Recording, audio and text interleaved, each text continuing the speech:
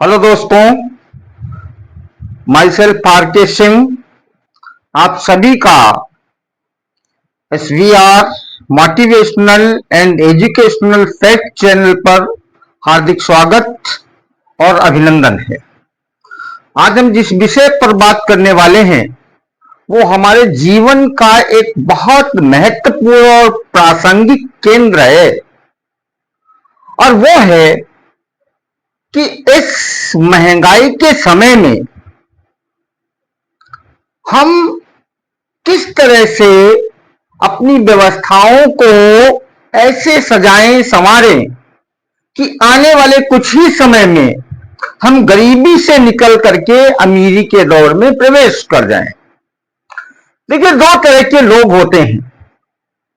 एक वो लोग जिनकी अर्निंग बहुत अच्छी होती है, कई लाख भी हो सकती है, और एक वो लोग जिनकी अर्निंग बहुत कम होती है, कुछ हजार तक होती है। दोनों का कंपैरिजन करें तो सैलरी मिलने के कुछ दिन बाद और अगली सैलरी मिलने के समय तक आते आते जिनकी अर्निंग बहुत ज्यादा है, लाखों वाले, वो एक एक पाई के लिए मोहताज हो जाते हैं, और जिनकी अर्निंग हजारों में है वो आराम से अपने दिन गुजारते हैं। तो ये सब कैसे पॉसिबल है, हम इसी पर एक नजर लेंगे, एक रिव्यू करेंगे और कुछ ऐसे महत्वपूर्ण तथ्यों की बात करेंगे जिनको यदि हम फॉलो करते हैं तो दुनिया की कोई भी ताकत हमें अमीर बनने से नहीं रोक सकती। हम गरीब को बिल्कुल नहीं रहेंगे, हमें अमीर बनने से उन तथ्यों के समावेशित हो जाने के बाद कोई नहीं रोक सकता। और संक्षेप में बात करेंगे, सारी बातें करेंगे, और यदि उनको आप फॉलो करते हैं तो विश्वास करें, और विश्वास करना ही पड़ेगा कि आप उस गरीबी के दौर से अमीरी के दौर को आप अपने कुछ ही सालों के परिश्रम के बाद देख लेंगे। अब हम बात करते हैं, पहली बात जो मुझे सबसे इंपॉर्टेंट दिखती है वो है अपनी निगेटिविटी।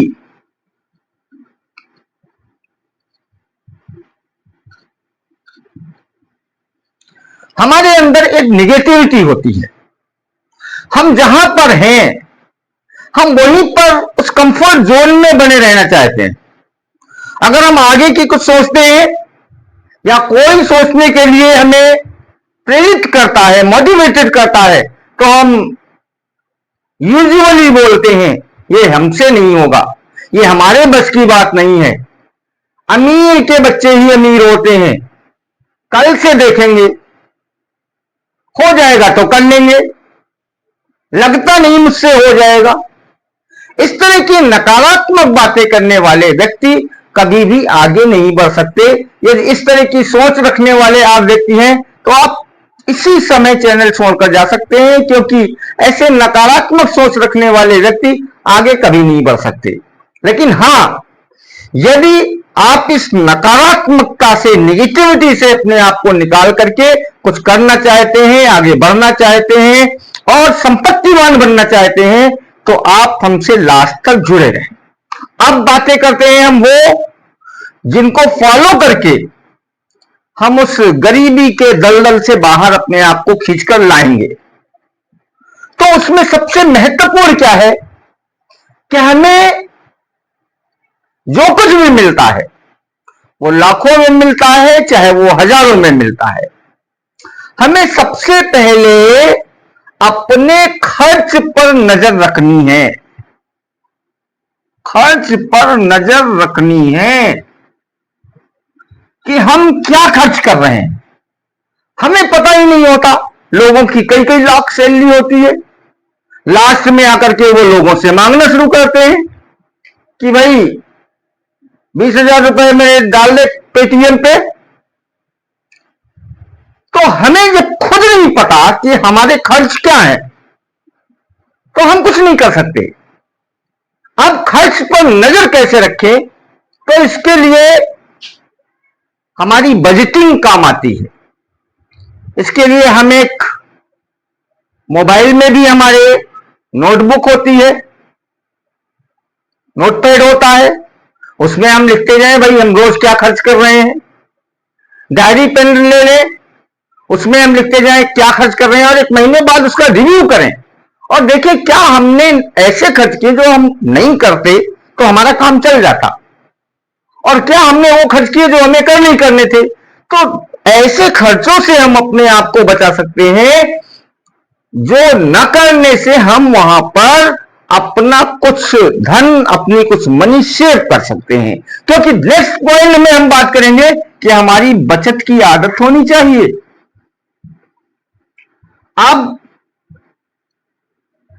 जो कुछ भी हम कमाते हैं उसका हमें कुछ न कुछ परसेंट, मान लिया हमने एक टारगेट बनाया कि हम 10% सेविंग करेंगे और हमारी सैलरी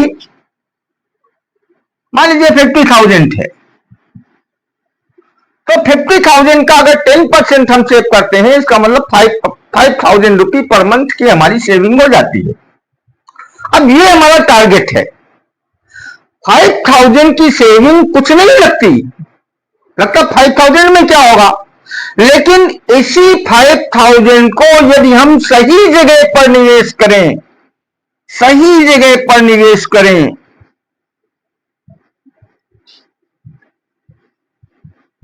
और लॉन्ग टर्म के लिए निवेश करें तो ये 5,000 आपको करोड़पति बना सकता है। अब ये 5,000 आपने जाकर के सीधे सीधे बैंक में सेविंग अकाउंट में डाल दिया, हर महीने डाल दिया, तो इस पर कुछ भी ज्यादा कुछ नहीं होने वाला। लेकिन यदि यही 5,000 आपने किसी अच्छे म्यूचुअल फंड में डाल दिया, आपने किसी अच्छे इंडेक्स फंड में डाल दिया, वो भी आपको देख करके करना है, तो उसमें कंपाउंडिंग का बहुत इफेक्ट होता है। और लॉन्ग टर्म में कोई भी इंडेक्स फंड और कोई भी अच्छे म्यूचुअल फंड आपको कभी भी रिटर्न निगेटिव नहीं देते,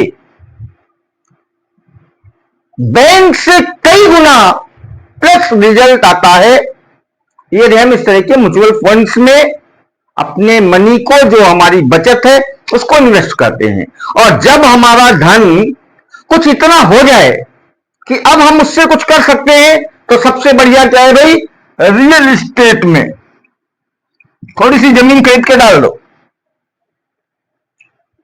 वो जो एक तलवार लटकती रहती है म्यूचुअल फंड में कि कभी ऐसा ना हो नीचे चला जाए, वो तलवार लटकना बंद हो जाएगी, क्योंकि रियल एस्टेट हरदम अपवर्ड जाती है। तो थोड़ा सा हमने रिस्क लिया, क्योंकि रिस्क लेना भी जरूरी है, और इसके बाद हम बेफिक्र हो गए, अब वो धन हमारा बढ़ता जा रहा है। तो एक ये सिस्टम फॉलो करना होगा। इस सिस्टम को यदि हम फॉलो करते हैं तो कुछ दिनों में, यानी यदि हम 5,000 10 ईयर्स के लिए आप कैलकुलेटर निकाल के देख लेंगे तो आपको समझ में आएगा कि कंपाउंडिंग का क्या इफेक्ट होता है। कंपाउंडिंग से मुझे एक छोटी सी स्टोरी याद आती है। क्लास 12th बायोलॉजी में एक स्टोरी है कंपाउंडिंग की। उसमें एक राजा अपने मंत्री के साथ एक चेस में बेट लगाता है। कहता भाई हम दोनों खेलते हैं, और राजा ने कहा मंत्री से कि भाई यदि मैं जीत जाऊंगा तो बताओ मुझे क्या दोगे। मंत्री ने कहा महाराज सारा कुछ तुम्हारा है, आप जो कुछ लेना चाहते हैं हम वो दे देंगे। मंत्री ने कहा लेकिन महाराज आप भी तो बता दो, हम जीत जाएंगे तो आप क्या दोगे। तो बोले जो तुम मांग लो। उसने कहा महाराज हम ज्यादा कुछ नहीं मांगते, हमें तो चेस में जो 64 स्क्वायर्स होते हैं, आप फर्स्ट स्क्वायर पर एक अपने देश का, आपके राज्य का सीड रखना, अगले पर उसका स्क्वायर कर देना, अगले पर उसका स्क्वायर कर देना, अगले पर इसका स्क्वायर कर देना, और इस तरह से 64 पर स्क्वायर करते जाना और उतना मुझे दे देना। राजा ने सोचा ये तो बहुत आसान सा काम है, इसने तो बुक से ही नहीं मांगा, ये तो देना बिल्कुल मुश्किल काम नहीं है। उसने राजा ने बिना सोचे समझे हाँ कर दिया। दुर्भाग्य से राजा वो हार गया। अब देने की बारी आई। राजा ने आदेश दिया, जाइए भाई, इसको इस तरह से अनाज देना है। अनाज रखा जाने लगा और चेस के आधे स्क्वायर ही अभी भरे थे कि राजा को आभास हो गया कि उनके स्टोर का आधे से ज्यादा अनाज जा चुका। तब उन्हें समझ में आया कंपाउंडिंग का कितना जबरदस्त असर होता है। इसलिए कंपाउंडिंग के असर को नहीं भूलना है।